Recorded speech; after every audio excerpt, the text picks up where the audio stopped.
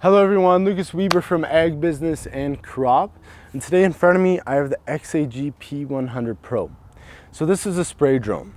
So we're gonna be looking over what it is, how it works, what applications you have, and we'll see where we get to by the end of the video.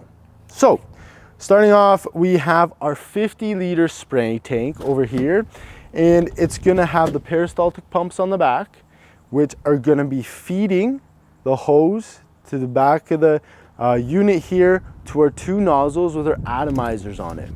So this is what's making the small droplet size when the unit is flying forward this way, and it's always going to be at the back spraying out the sides. We have our two clips because it is modular to switch over to different modules and different tanks.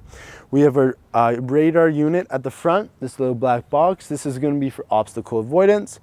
And at the very back, we have our two slots for the batteries, as you can see at the front there.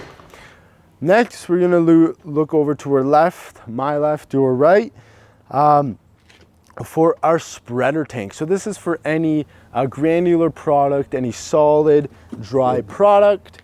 You're gonna be using seed, and it's gonna be spinning it out with these spindles at the bottom, those little fans, with an even spread out the side. Some uses for it. We're going to be looking at the users for the farmers, the greenhouses, to forestry, environmental work. And the uses is for agriculture. We're going to be looking at our crop protection products, our granular products. And the benefits of this is you're not going to have any compaction. You're going to be having a timely application because you can go in right after rain, whereas with heavy equipment, you don't want to go in, make all ruddy fields, and have a whole bunch of other issues. And lastly, one of the biggest benefits is you're going to have an increase in yield because you're not going to be trampling as much in crop. So with those big tires, you're trampling all that product. You can have 10% depending on your field size and what kind of work you do. So for forestry, you can also put in some cover crops if you're doing it, grass plains. Even in agriculture, put in grass seed, whatever you need, you can put in there for pest control. Maybe you're looking at mosquitoes for the spray.